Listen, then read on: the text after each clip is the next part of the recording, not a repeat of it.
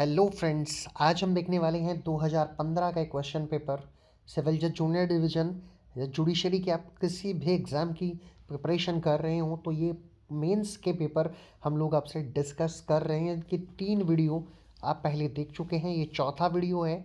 2015 का एक question paper है, law, penal, revenue and local law. इसका एक पेपर मैं आपको पहले करा चुका हूँ। ये दूसरा एग्ज़ाम पेपर है, मेंस क्वेश्चन पेपर है। तो चलिए इस क्वेश्चन पेपर को स्टार्ट करते हैं। इसमें 6 प्रश्नों के उत्तर देने हैं। पहले भी पेपर में मैंने आपको बताया था, प्रश्न संख्या पहला और दूसरा अनिवार्य है। शेष के दो दो खंड हैं, ए और ब, और प्रत्येक प्रश्न के निर्धारित अंक उनके सामने दिए गए हैं। तो चलिए पहला क्वेश्चन देखते हैं। पहला टिप्पणी करने के लिए कहा गया है। टिप्पणी पहली किस पर करनी है? उत्तर प्रदेश जोत चकबंदी अधिनियम 1953 की धारा 4(2) के अधीन जारी की गई विज्ञप्ति का क्या प्रभाव होगा, ये आपको बताना है। दूसरा, चकबंदी योजना से अपवर्जित भूमि। तीसरा, अंतरिम चकबंदी योजना का अर्थ एवं पुष्टिकरण। और चौथा जिस पर टिप्पणी करनी है वो है चकबंदी क्रियाओं की समाप्ति। तो पहले क्वेश्चन में आपको ये 4 जो है टिप्पणी करने के लिए दी गई हैं। इन 4 चीज़ों पर आपको टिप्पणी करनी है और प्रत्येक 10 नंबर निर्धारित इसके लिए किया गया है, यानी 40 नंबर की आपको टिप्पणियाँ लिखनी है। चलिए दूसरे क्वेश्चन की तरफ चलते हैं। यहाँ भी विवेचना करना है किसकी? उत्तर प्रदेश पंचायत राज अधिनियम 1947 के अधीन ग्राम प्रधान के विरुद्ध अविश्वास प्रस्ताव 5 अंक, मानक किराए का निर्धारण 5 अंक, नगर पालिका का गठन और उसके विघटन के परिणाम 10 अंक, नगर पालिका के सदस्य को पद से हटाना 10 अंक। सेक्शन ए की तरफ चलते हैं। फिर से विवेचना करनी है। जमींदारी उन्मूलन के मुख्य कारणों को बताना है, 10 अंक इसके लिए निर्धारित हैं। गांव कोष एवं संचित गांव कोष को बताना है, 10 अंक इसके लिए भी निर्धारित हैं। सीर भूमि एवं खुदकाश्त भूमि में अंतर बताना है, 10 अंक निश्चित हैं। संक्रमणीय अधिकार वाले भूमिधर व असंक्रमणीय अधिकार वाले भूमिधर के अधिकारों में अंतर, इसके लिए भी 10 मार्क्स निश्चित हैं, यानी टोटल 40 मार्क्स इस सेक्शन ए के लिए निर्धारित है। आगे चलते हैं। क्वेश्चन नंबर 4, जोत के समर्पण तथा परित्याग से आप क्या समझते हैं? इस संबंध में उत्तर प्रदेश जमींदारी उन्मूलन एवं भू व्यवस्था अधिनियम 1950 के सुसंगत उपबंधों की विवेचना कीजिए तथा समर्पण एवं परित्याग में अंतर कीजिए। ब में पूछा गया, भूमि की वे कौन सी श्रेणी है जिन्हें भूमि प्रबंधक समिति किसी अन्य व्यक्ति को भूमिधर के रूप में नहीं उठा सकती हैं?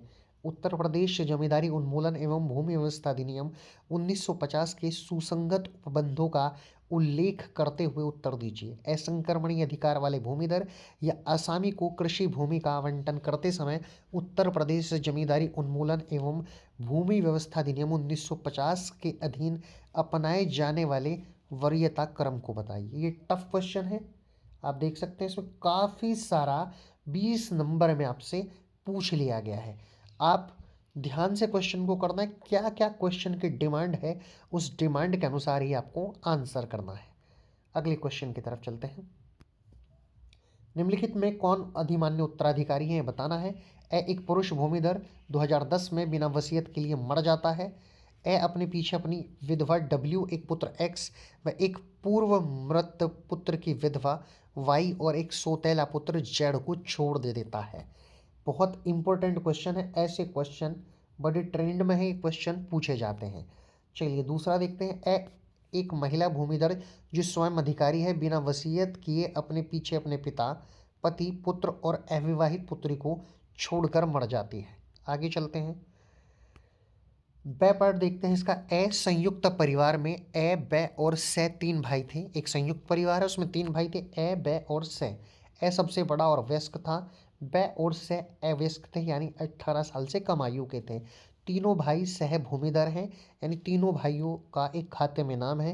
ए ने विवादग्रस्त भूमि को द को बेच दी। विक्रय विलेख का निष्पादन ए ने अपनी ओर से तथा अवयस्क भाई ब और से के संरक्षक की ओर से किया। क्या यह विक्रय वैध है या अवैध है, ये आपको समझाना है इस क्वेश्चन में। आगे क्वेश्चन देखते हैं। ए के पास 10 एकड़ भूमिधर भूमि है और ब के पास 5 एकड़ भूमिधर भूमि है। ब अपनी 5 एकड़ भूमि का विक्रय ए को कर देता है। क्या अंतरण जो ट्रांसफर हुआ है वो वैध है, लीगल है? कारण सहित उत्तर आपको देना है इस क्वेश्चन में।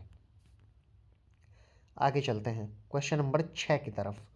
उन आधारों को बताइए जिन पर किसी भवन से किराएदार को उसकी किराएदारी की समाप्ति पर बेदखल करने के लिए वाद संस्थित किया जा सकता है। सुसंगत उपबंधों एवं निर्णीत वाद विधि की सहायता से विवेचना करिए। यानी कि आपको केस लॉ भी इस क्वेश्चन में करने हैं। आगे उन परिस्थितियों को बताइए जिनमें किसी भवन में मकान मालिक या किराएदार का भवन से अध्यासन समाप्त समझा जाएगा। सुसंगत उपबंधों व निर्णीत वाद विधि का हवाला देते हुए आपको उत्तर देना है। चलिए आगे चलते हैं। सेक्शन बी स्टार्ट होता है। क्वेश्चन नंबर 7, कै शिशु य के साथ कै के जलते हुए घर में है। घर के नीचे लोग एक कंबल तान देते हैं। कै उस शिशु को यह जानते हुए कि संभाव्य है कि गिरने से शिशु मर जाए, किंतु उस शिशु को मार डालने का आशय न रखते हुए और सद्भावना पूर्वक उस शिशु के फायदे के आशय से घर की छत से नीचे गिरा देता है। गिरने से वह शिशु मर जाता है। तो बताना है कि अपराध हुआ है या नहीं, यदि हुआ है तो कौन सा हुआ है। क्या एक शल्य चिकित्सक एक रोगी को सद्भावना पूर्वक यह सूचित करता है कि उसकी राय में वह जीवित नहीं रह सकता, इस आघात के परिणाम स्वरूप उस रोगी की मृत्यु हो जाती है। आपको यहाँ भी बताना है कि कोई अपराध हुआ है या नहीं हुआ है, और यदि अपराध हुआ है तो कौन सा हुआ है। चलिए आगे चलते हैं। घै की हत्या करने के लिए ख को कै उकसाता है। ख ऐसी उकसाहट के अनुसरण में घै को विद्ध करता है। घै का गाँव अच्छा हो जाता है। यहाँ भी आपको यही बताना है कि अपराध हुआ है तो कौन सा हुआ है। आगे चलते हैं। कै एक बॉक्स में जो य का है इस आशय से आभूषण रखता है कि वे उस बॉक्स में पाए जाएं और उस परिस्थिति में यह चोरी के लिए दोष सिद्ध ठहराया जाए।